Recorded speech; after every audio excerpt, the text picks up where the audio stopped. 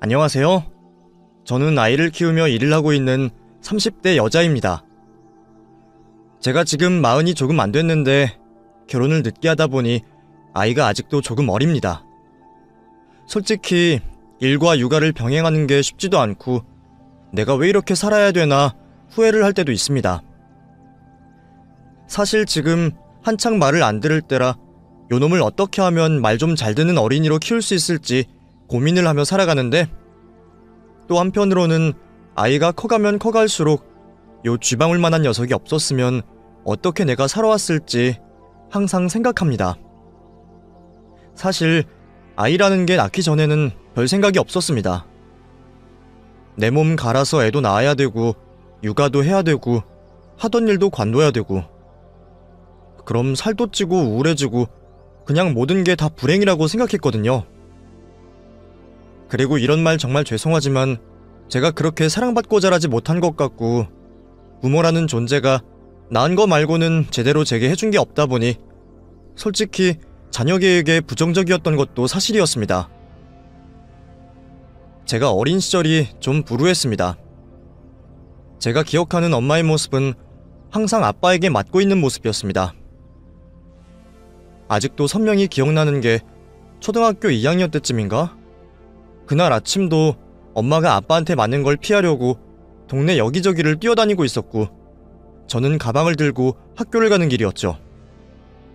저 멀리서는 엄마가 고함을 지르며 뛰어다니는 걸 사람들이 구경하고 있고, 제가 학교를 가는데 한 아줌마가 그러더라고요. 야, 너도 참 독하다. 네 엄마가 저렇게 맞고 있는데 학교가 가고 싶어? 너도 가족인데 좀 가서 말려. 하고 저를 붙잡더라고요. 저는 그 아줌마를 빤히 쳐다보며, 아줌마, 저도 맞았어요. 근데 제가 저걸 어떻게 말려요? 저도 학교로 도망가야죠. 하고 그 아줌마를 등지고 돌아섰던 기억이 납니다. 저희 아버지는 그런 사람이었습니다. 술과 담배, 여자, 안 좋은 건 다 하고 다니고 집에 있는 엄마와 저를 무자비하게 때리는 그런 몰상식한 사람이었죠. 그래서인지 저는 어릴 때부터 그런 생각을 많이 했습니다. 이럴 거면 대체 나를 왜 낳았지? 그냥 둘이 살지 왜 나를 낳아서 이렇게 힘들게 하는 거지? 하는 생각 말이죠. 심지어 아빠는 술에 취해서 엄마를 방으로 데리고 들어가서는 애 하나는 부족하지 않아? 둘은 낳아야지. 그래야 우리가 죽고 나도 둘이 행복하게 살 거 아니야. 큰애가 딸이니까 둘째는 아들을 낳아보자고. 당신 자신 있지? 하면서 둘째를 낳자고 종용하기도 했습니다. 그런데 더 웃긴 건 엄마는 그 말을 듣고 웃으면서 둘째? 아이고, 둘째는 무슨 하나 키우기도 벅찬데 둘째까지? 당신 감당 되겠어? 하면서 그 농담에 웃고 떠들어준다는 거였죠. 그게 농담인지 진담인지 지금도 모르겠지만, 만약 정말 둘째가 생겼다면 저는 부모를 혐오했을지도 모릅니다. 지금이야 아이를 낳고 싶지 않으면 낳지 않는 시대가 됐고, 옛날처럼 생긴 대로 줄줄이 낳아서 7남매 8남매까지 키우는 세상도 아닙니다만, 키울 자신도 형편도 안 되면서 자식만 낳으려고 하는 무능한 부모가 한심하게 느껴지기도 했습니다. 그래서인지 저는 어릴 때부터 결혼에도 그리고 출산에도 부정적인 사람이었습니다. TV 드라마에서 나오는 사랑 얘기, 영화에서 나오는 가족 감동 스토리 같은 걸 보고도 눈물 한 방울 흘린 적이 없었습니다. 그런 게 뭔지, 왜 우는지, 왜 기뻐하는지 아무런 감정도 느낄 수 없었거든요. 한 번은 중학교 때인가 특별활동 시간에 무슨 영화를 보러 갔는데 친구들이 영화가 끝나고 나서도 다 우는 겁니다. 심지어 담당 선생님까지도요. 저 혼자 멀뚱멀뚱하며 다른 친구들을 쳐다보고 있는데 선생님이 제게 그러더군요. 민지야, 넌 이 영화 안 슬퍼? 눈물 안 흘렸어? 네, 전 저게 뭐가 슬픈지 모르겠는데요? 하고 대답한 적이 있었죠. 선생님은 절 갸우뚱거리며 쳐다봤고 그 다음 월요일 저를 교무실로 불러서 종이 한 장을 내밀며 심리검사를 해보라고 준 적도 있었습니다. 당연히 결과는 제가 또래 친구들보다 공감성 수치가 엄청 낮고 성취감이나 목표만 높은 이상향의 인간이라는 결과가 나왔던 기억이 납니다. 어쩌면 그 결과가 정확한 걸지도 모르겠습니다. 전 지긋지긋한 집구석에서 빨리 벗어나고 싶어서 제가 할 수 있는 건 최선을 다해야 하는 성격이었습니다. 초등학교 때부터 고등학교 3학년 때까지 학원을 한 곳도 다니지 않고 오로지 교과서 위주로만 공부해서 전교 3등을 한 적도 있었습니다. 오죽하면 전교 1등인 아이 엄마가 저를 따로 불러서는 예, 너 뭐니? 너 어디 학원 다녀? 아니면 과외 받니? 하고 물은 적도 있더랬죠. 그 엄마는 학교 운영회 위원장이었는데 학교에 와서 교장 선생님을 만날 때마다 저를 불러서 이래저래 훈육을 하곤 했습니다. 그럼 제가 항상 마지막에 하는 말은 저 학원 못 다녀요. 집에 돈도 없고 우리 집 가난하거든요. 그냥 지금처럼 독서실에서 혼자 공부할 거고 어차피 과외받고 학원 다니는 전교 1등까진 못 따라가니까 걱정하지 않으셔도 돼요. 하고 제 자신을 깎아내리는 말이었습니다. 솔직히 자존심이 엄청 상했습니다. 하지만 현실을 받아들여야 한다고 생각했고 결국 전 중학교, 고등학교 6년 내내 전교 5등, 3등에 머무르며 1등을 한 번도 해보지 못했습니다. 솔직히 말하면 맘만 먹으면 1등을 할 수 있을 것 같았는데 그러면 일이 복잡해질 것 같아서 일부러 한두 개 틀린 적도 있었더랬죠. 그렇게 제 학창시절은 엄청 불행했습니다. 한편으로는 전교 1등을 하고 싶었지만 부모가 저를 책임져 줄 수 없다는 걸 알기에 눈에 띄지 않으려고 했고 부모는 그런 제가 부담스럽다며 자꾸 저를 밖으로 밀어냈습니다. 그렇게 고3이 되고 저는 대학에 가고 싶어서 홀로 국립대학을 알아보기 시작했습니다. 등록금은 적고 남들은 쉽게 올 수 없는 곳, 다른 사람들이 가고 싶어도 못 가는 곳을 찾기 시작했죠. S대까지 갈 성적은 아니었는데 등록금을 제가 벌어야 한다는 사실을 너무 잘 알아서 저는 지방에 있는 국립대를 선택했습니다.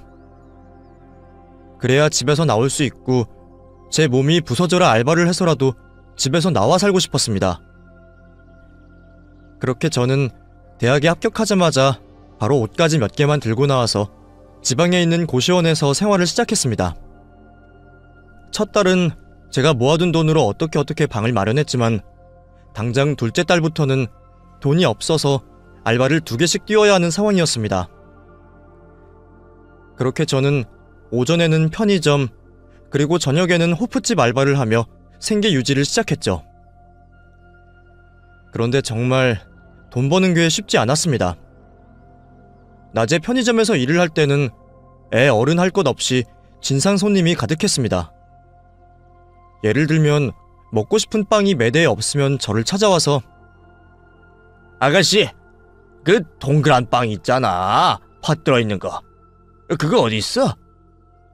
하고 반말부터 시전했죠. 아, 그 빵이요? 오늘 품절이에요. 내일 모레 들어오니까 그때 오시면 있을 거예요. 하고 친절하게 대답을 해주면 뭐? 아니, 손님이 오는데 빵이 없어?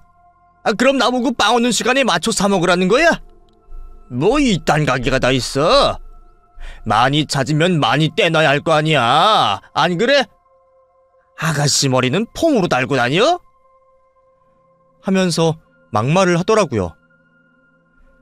그걸 제가 정하는 것도 아니고 전 그냥 알바일 뿐인데 저를 붙잡고 욕을 하는 사람이 있는가 하면 한 번은 한 여자가 저를 보고는 저 방금 남자친구랑 헤어졌어요.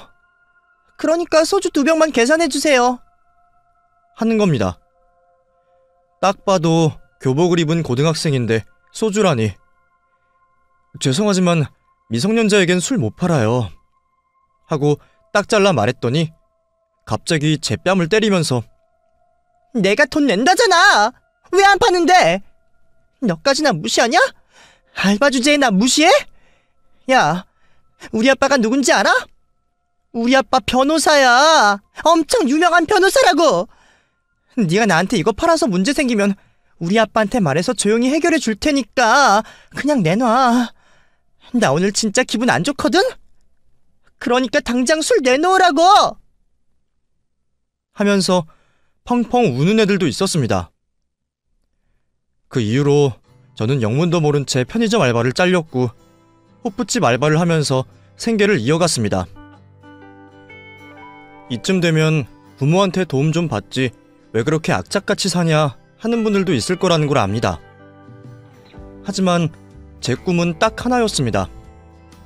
부자가 되는 것도 아니고 좋은 직장에 들어가는 것도 아니고 정말 딱 부모 없는 세상에 나 혼자 살아가는 거. 아무리 힘들어도 괜찮고 노숙자가 돼도 되니까 부모 없이 나 혼자 스스로 살아가는 것이 유일한 목표였죠.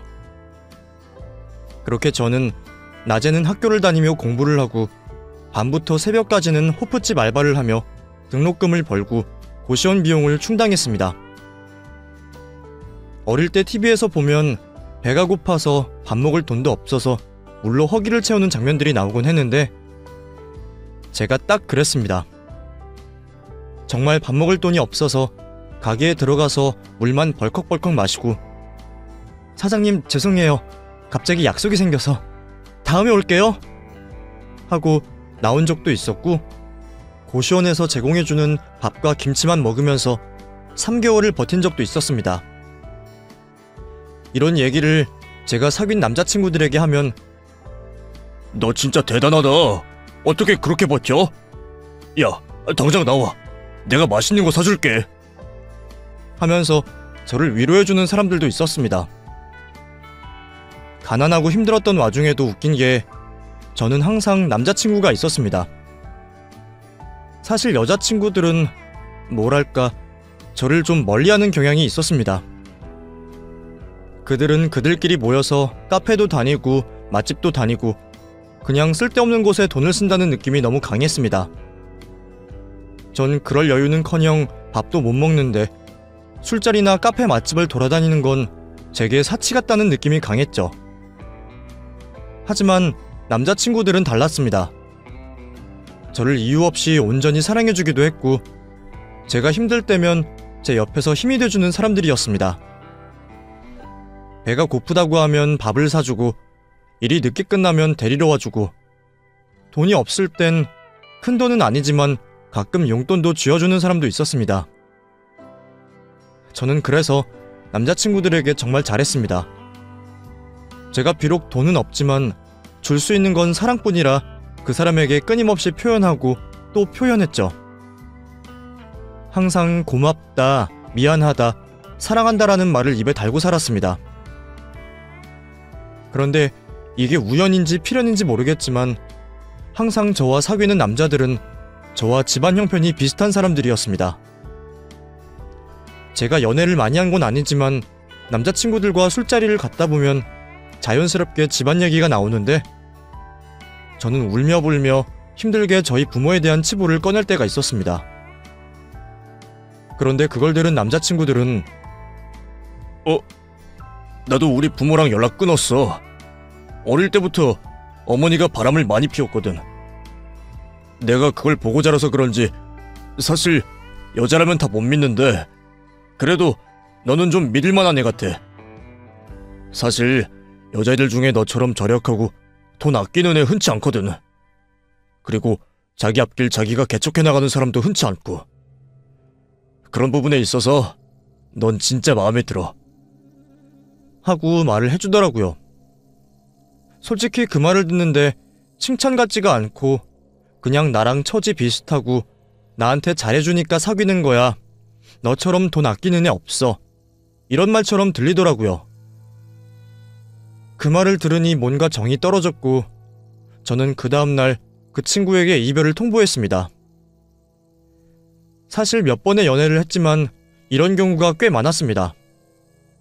그 후에 대학을 졸업할 때까진 남자친구를 사귀지 않았고 돈을 벌고 회사를 다니면 그래도 인맥도 넓어지고 제 인생 2막이 시작되는 거라 생각하며 몇 번 들어오던 소개팅 자리도 마다하고 돈 모으기만 매진했습니다. 그렇게 제가 원하는 기업에 입사를 하게 됐고 꽤 큰 기업이라 이름만 들어도 알만한 회사를 다니는 제 자신이 너무 자랑스러웠습니다. 버스 타고 출퇴근을 할 때도 일부러 사원증을 목에 걸고 다니고 종종 버스에서 마주친 아주머니들은 아이고 아가씨, 여기 다녀? 공부 열심히 했나 보다. 우리 아들은 이번에 여기 들어가려고 면접 봤는데 떨어졌어. 너무 부럽다.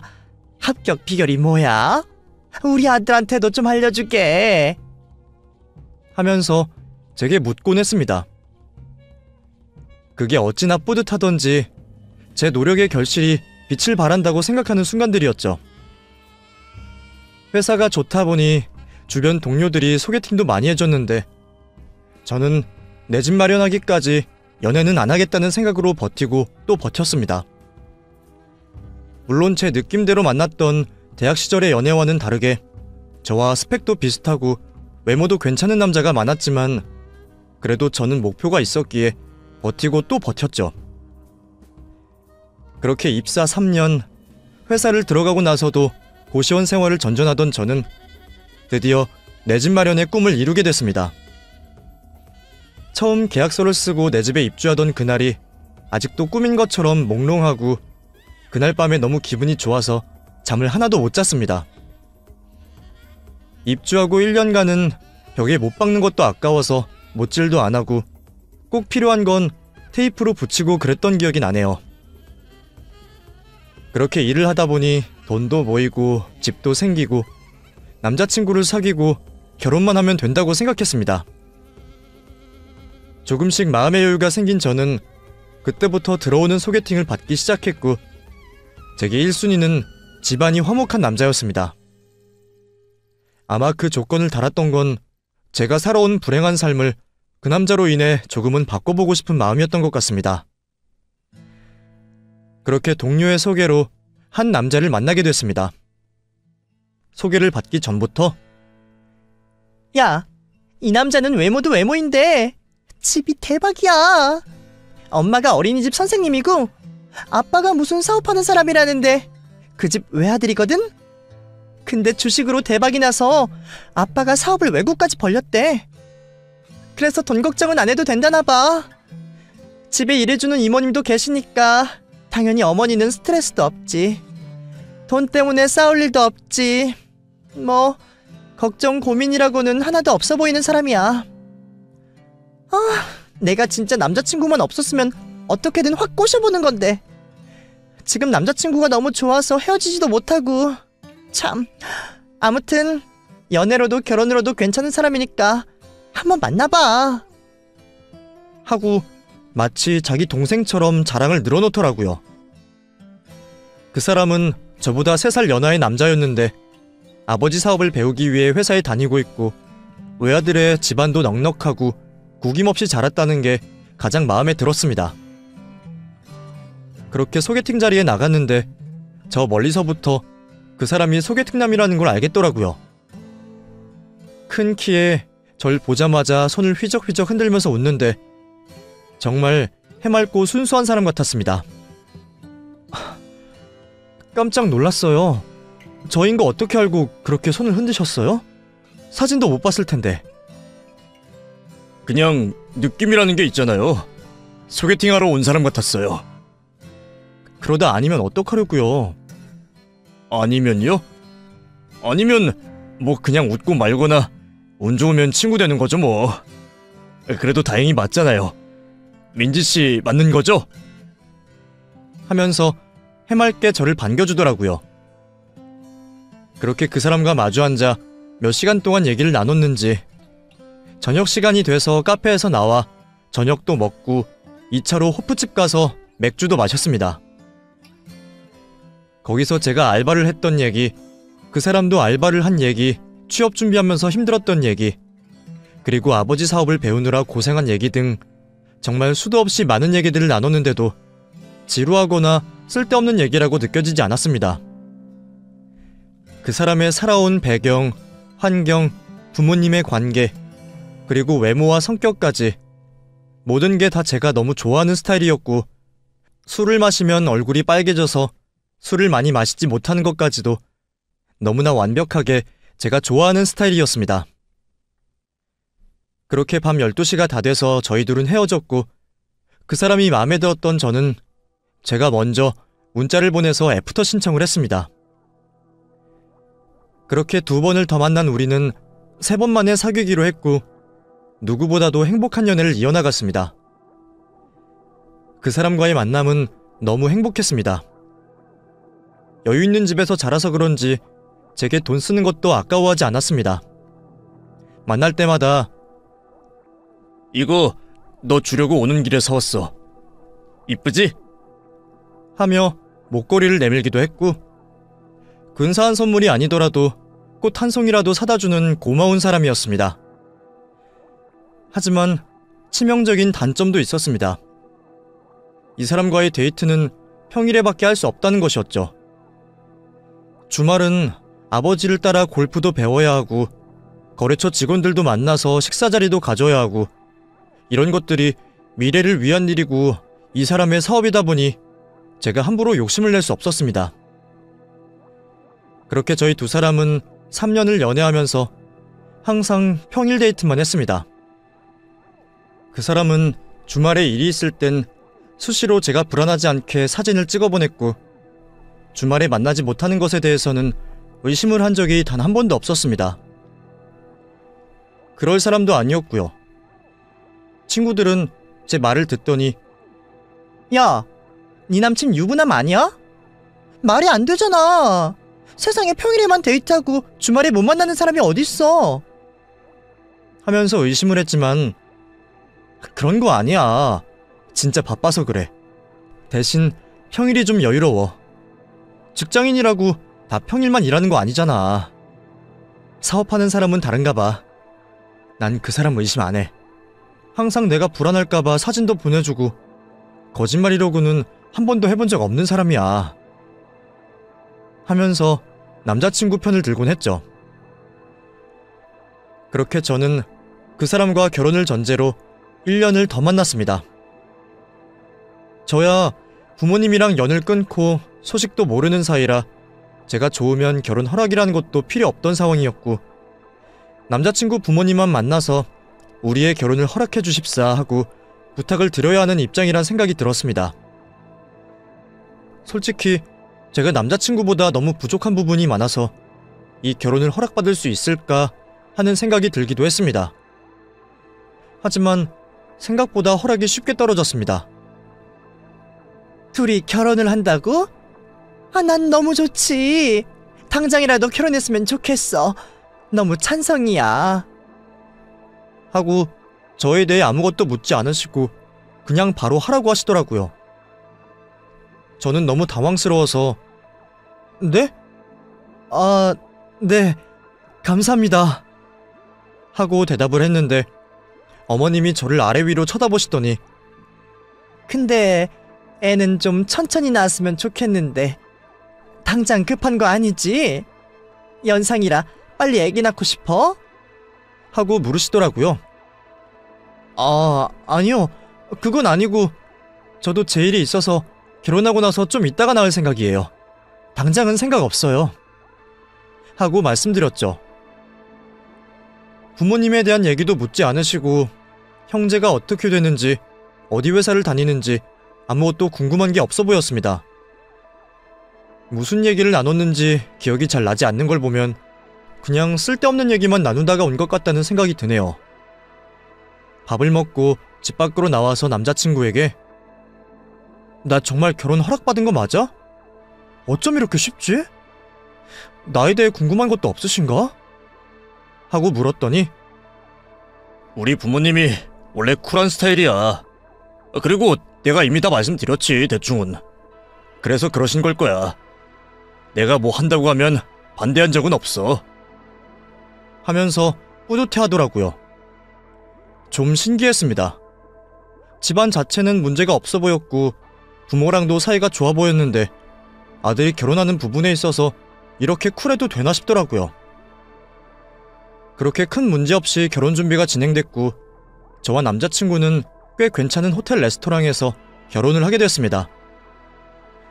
가족들만 모인 소규모 결혼식을 하고 싶다고 말씀드렸더니 그건 역시 좋다고 하시더라고요.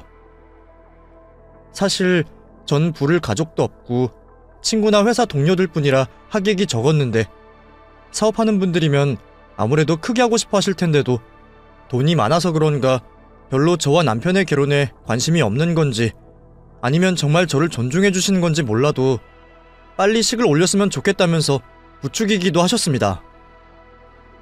결혼이 대체 뭐라고 이렇게 하는 건지 모르겠지만 제가 딱히 시댁에 불만을 가질 수도 없던 것이 시댁에서는 도심의 꽤 큰 브랜드 아파트에 신혼집도 구해주셨고 혼수도 필요 없다면서 몸만 오라고 하셨습니다.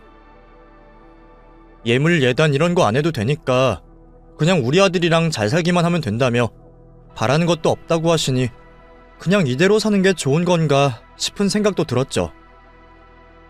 처음엔 너무 무심하셔서 서운하기도 했는데 막상 결혼을 하고 나니 오히려 시댁 간섭이 없어 편하더라고요.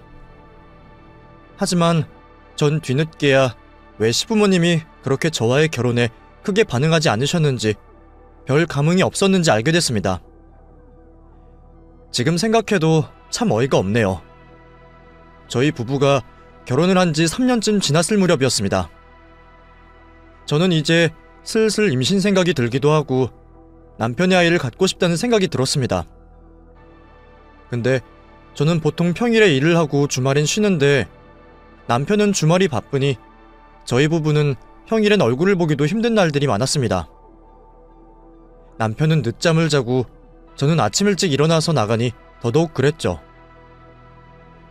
주말에 남편은 가끔 지방에 간다며 외박을 하기도 하고 어쩔 때는 또 일이 없다며 쉬는 날도 있고 했습니다. 그렇게 저희 부부는 몇 번의 임신 시도 끝에 결혼 3년 만에 아이가 생겼고 제가 임신 소식을 남편에게 알리자마자 남편은 너무 깜짝 놀라면서 애기? 애기가 생겼다고? 당신 피임약 먹는다고 하지 않았어? 하면서 너무 서운한 반응을 보이더라고요. 피임약 먹는다고 임신 다 안 되는 거 아니야. 그리고 우리 3년이면 애기 가질만 하잖아. 왜? 애기 생긴 게 싫어? 하고 서운한 티를 팍팍 냈더니 아니 그게 아니라 좀 당황스러워서 그렇지. 너무 예정이 없던 일이라. 하며 제게 미안하다고 하더군요. 그렇게 저는 임신한 상태로 집에 혼자 있는 게 싫어 꾸준히 일을 다녔는데 점점 배가 불러올수록 컨디션이 안 좋아서 결국엔 육아휴직을 내게 됐습니다. 그렇게 제가 임신을 한 지 6개월쯤 됐을까 동네 사람들도 저희 임신에 관심이 많았던 건지 오며 가며 한마디씩을 하시더라고요. 엘리베이터에서 처음으로 마주치게 된 아주머니는 혹시 8층 세댁이야? 나 9층 902호 살아요. 근데 세댁 임신했나봐. 꽤 오랫동안 애기 없더니 드디어 생겼나 보네. 너무 축하해. 하면서 제게 인사를 건네더라고요. 네? 아, 네. 저를 아셨구나. 네, 임신했어요. 이제 3개월 좀 지나면 출산해요. 축하해주셔서 감사합니다. 하고 꾸벅 인사를 했는데 그 아줌마가 저를 아래 위로 보면서 근데 세댁은 지금도 일 다녀? 배가 이렇게 불렀는데도 일 다니면 힘들지 않아? 남편은 뭘 하길래 그래? 하고 묻더라고요. 솔직히 귀찮았습니다. 관심도 귀찮았고 대답하기도 싫더라고요. 옛날이야 뭐 아이 하나를 키우려면 온 동네 사람이 필요하다고 말을 하지만 요즘 시대엔 그럴 필요도 없고 오히려 그런 관심이 독이 되는 경우가 많아서 저는 그냥 대충 얼버무리고 말았죠. 그냥 남편은 바쁘고 저도 혼자 있기 좀 그래서 일하는 게 나아요. 하고 문이 열리자마자 앞만 보고 직행했습니다. 그렇게 육아휴직을 내고 집으로 돌아와서 한참을 자고 일어났더니 남편이 와 있더라고요. 저는 남편을 보자마자 여보, 당신 윗집 아줌마 알아? 하고 물었습니다. 몰라? 왜? 윗집 아줌마가 우리 집에 찾아왔어? 하고 묻더라고요. 아니, 그 아줌마 웃겨. 무슨 나보고 왜 지금까지 애를 안 가졌냐는 둥, 이제야 애가 생겼냐는 둥, 그런 걸 자꾸 물어보잖아. 귀찮아 진짜.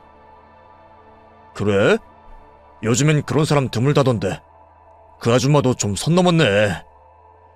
다음에 만나면 제대로 말해봐. 그런 관심 귀찮다고. 근데 요즘 그런 사람 보기 드문데. 아줌마가 오지랖이 엄청 넓은가 보다. 동네 반장 이런 거라도 되나? 하면서 웃고 넘기더라고요. 그때는 아줌마가 짜증나기만 했고, 솔직히 제가 그때 스트레스를 좀 많이 받아서 별거 아닌 걸로 화가 날 수도 있었지만 일부러 그 아줌마를 좀 피해 다녔습니다. 그 뒤로 엘리베이터에서 남편과 같이 밖에 나가는 길에 아줌마를 마주치기도 해서 여보, 저 아줌마야. 내가 말했잖아. 그 귀찮은 아줌마. 하면서 궁시렁 댔습니다. 그렇게 저는 만삭이 됐고 그 아줌마랑 오고 가며 인사만 나누는 정도의 사이가 됐죠. 그런데 하루는 집에서 쉬다가 분리수거를 하려고 1층까지 낑낑대며 쓰레기를 들고 내려간 날이었습니다. 어김없이 그 아줌마를 만나서 아이고 새댁, 아이고 저 내가 들어줄게. 하면서 제 쓰레기를 들어주시더라고요. 감사해요. 하고 꾸벅 인사를 했는데 웬일인지 항상 수다스럽던 아줌마가 별말이 없는 겁니다. 그렇게 분리수거를 하고 있는데 아줌마가 저를 빤히 쳐다보시더라고요. 제가 그 시선을 무시하고 계속 분리수거를 했더니 제게 새댁, 혹시 말이야, 요즘 남편이랑 사이 좀 어때? 하고 묻는 겁니다. 남편이랑요? 좋아요. 왜요? 아니 그게 말이야, 그냥 와이프가 만삭 때쯤 되면 보통 남편이 좀 힘들어 하더라고. 그 있잖아, 부부관계 그런 것도 안 되고, 남자는 솔직히 임신한 여자 마음을 100% 이해는 못한단 말이지. 나도 이혼해봐서 알아.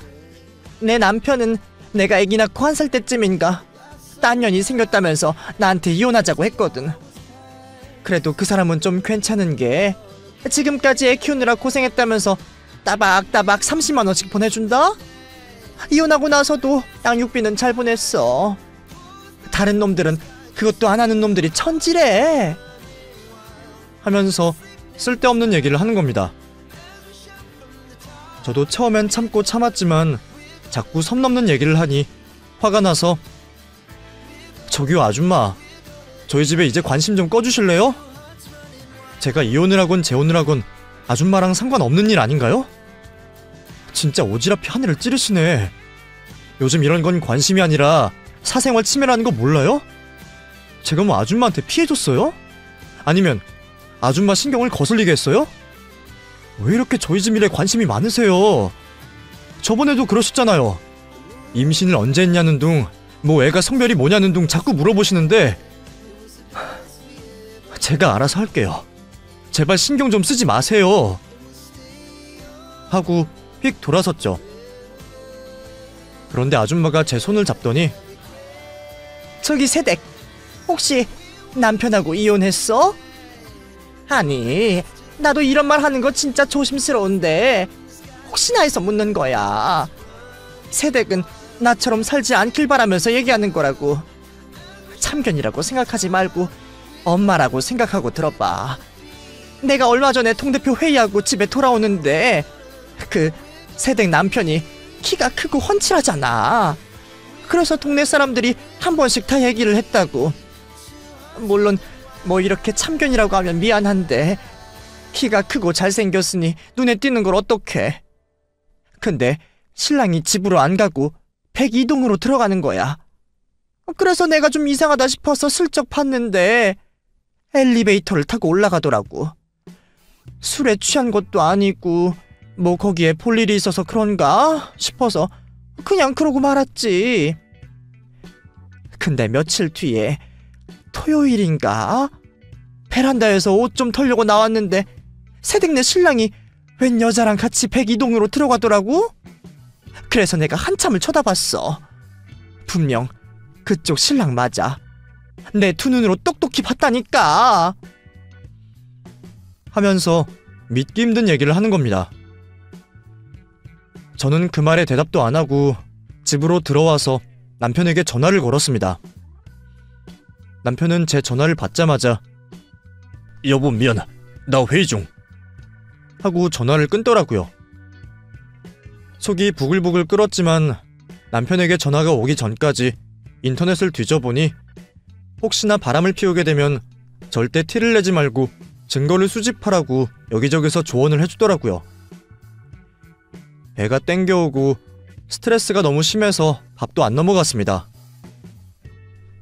그렇게 남편이 퇴근을 했고 평소처럼 대하려고 무던히도 노력을 했죠. 그리고 그 주 주말 남편은 옷을 챙겨 입고 여보, 나 미팅 갔다 올게. 하고 남편이 나가더라고요. 한 번도 이런 적이 없었는데 저는 남편을 따라 뒤를 밟았고 미팅을 간다던 남편은 정말 그 아줌마 말대로 저희 옆동인 102동으로 들어가는 겁니다. 제가 그때 무슨 정신이었는지 남편이 엘리베이터를 타고 올라간 층은 4층이었습니다. 만삭의 임산부인 제가 무슨 생각으로 그랬는지 모르겠지만 계단으로 4층까지 올라가서 집들마다 귀를 하나씩 대고 소리를 듣기 시작했습니다. 저희 아파트가 복도식 아파트라 한 층에 총 10집 정도가 살고 있는데 그렇게 듣는다고 소리가 들리는 것도 아니고 지금 제가 뭐하는 짓인지 정말 현타가 오더라고요. 그런데 그때 한 집의 문이 철컥하고 열렸습니다. 본능적으로 저는 소리가 들리는 쪽으로 고개를 돌렸고 그곳에서 기가 막힌 광경을 발견하게 됐습니다. 민지야. 하고 제 이름을 부른 사람 다름 아닌 남편이었습니다. 그리고 남편 옆에는 작은 꼬마아이 한 명이 남편 손을 잡고 있더라고요. 여보, 그 애기 뭐야? 이거 어떻게 된 거야? 하고 제가 터벅터벅 남편 쪽으로 걸어가자 집안에서 또 다른 여자 한 명이 걸어 나왔습니다. 그 여자는 다름 아닌 시어머니였습니다. 세아가, 네가 어떻게 여길 왔냐? 하고 제게 묻더라고요. 어머니, 그거 제가 묻고 싶은 말이에요. 저 여자애 누구예요? 그리고 어머니는 왜 여기 계시는데요? 하고 되묻자 어쩔 줄을 몰라 하시더라고요. 남편은 제 쪽으로 걸어오더니 여보, 그게 어떻게 된 거냐면 하면서 제게 어떻게든 변명을 하려고 하는 겁니다. 저는 그런 남편을 밀치며 당신은 입 다물어. 어머니가 말씀해보세요. 이 꼬마는 누구예요? 그리고 어머니가 왜 이 집에서 나오시는데요? 도대체 어떻게 된 거예요? 왜 저만 모르는 거예요? 하고 어머님 앞에 섰습니다. 그러자 어머님이 쟤는 잘못 없어. 다 내가 그렇게 하자고 한 거야. 쟤는 죄가 없다. 진짜야. 다 내가 그렇게 하자고 한 거야. 그러니까 세아가, 우리 아들 탓하지 마. 우리 애는 잘못 없어. 하면서 제 손을 잡으시는 겁니다. 그리고는 펑펑 눈물을 흘리시더라고요. 우리 아들이 불쌍해서 그래. 웬 여시 같은 년한테 잘못 걸려서 그년이 애만 낳고 우리한테 전부 맡겨버렸어. 그녀는 엄마 자격도 없는 년이야. 그럴 거면 내가 그냥 결혼하라고 했다. 전부 내가 책임질 테니까 결혼부터 하라고 했어. 사지 멀쩡하고 인물 잘난 우리 아들 딸렸단 이유만으로 평생 혼자 살 순 없잖아. 그렇다고 해서 이 어린 것을 어디에 보낼 수도 없지 않니? 안 그래? 너도 부모니까 내 마음 알 거 아니냐. 언젠간 내가 말하려고 했는데 도저히 용기가 안 나서 말 못했어. 언젠간 말해야지 하면서도 우리 둘 다 용기가 없어서 말을 못했다. 미안하다. 정말 미안해. 하면서 제 손을 잡고 펑펑 울더라고요. 옆에 있던 꼬마까지 따라 울면서 할머니 울지 마. 왜 울어? 하면서 칭얼칭얼 대는데 이게 정말 무슨 일인가 싶더라고요. 남편에게 숨겨온 애가 있다니, 갓난쟁이도 아니고 무려 7살이나 된 애가 있다는 게 믿겨지지 않았습니다. 그제야 머릿속에서 모든 것들이 맞춰지기 시작했습니다. 왜 어머니가 우리 결혼에 그렇게 호의적이었는지, 조건 차이도 많이 나고 집안 차이도 많이 나는데 반대 한 번 안 하고 저를 받아주셨는지, 왜 제가 하고 싶은 대로 다 하라고 하셨는지, 신혼집 치고는 도심 한가운데 고급 아파트에 집을 구해주셨는지, 그제야 모든 게 퍼즐처럼 맞춰지더라고요. 단순히 저는 이 집의 식구가 아니라 남편이 혼인신고도 하지 않고 낳은 아기의 엄마로 이 집에 들어오게 된 거고, 저와 연애를 할 때도 사업차 바쁘다는 핑계였다는 게 다 아이 때문이라는 걸 알게 됐습니다. 정말 모든 게 혼란스러웠습니다. 저는 그 자리에 서서 아무 말도 하지 못했고, 꼬마아이는 제 앞에 서서는 아줌마, 할머니한테 너무 뭐라고 하지 마세요. 할머니는 잘못한 거 없어요. 하면서 당차게 말을 하더라고요. 병신같은 남편은 제 뒤에 서서 이마 위에 손을 짚고 미치겠네, 진짜 미치겠다 하면서 같은 말만 반복할 뿐 아무것도 하지 못했습니다. 저는 모든 걸 확인하고 그 자리에서 터벅터벅 걸어서 집으로 들어왔습니다. 윗집 아줌마가 제게 해줬던 말들이 주마등처럼 머릿속에 스쳐 지나갔고, 남편이 집으로 들어왔을 때 물어보니 가끔 애기 엄마가 백이동 집에 찾아와서 같이 시간을 보냈다고 하더군요. 아마 그 아줌마가 봤던 여자가 애기 엄마인 것 같다는 생각이 들었죠. 동네 사람들이 봤을 때는 당연히 말도 안 되는 이상한 광경임이 분명했고, 분명 제가 임신을 하고 있는데 남편이 자꾸 다른 집으로 들어가고 다른 여자와 걸어다니고 하는 모습을 보고 남편의 바람을 확신하셨던 것 같습니다.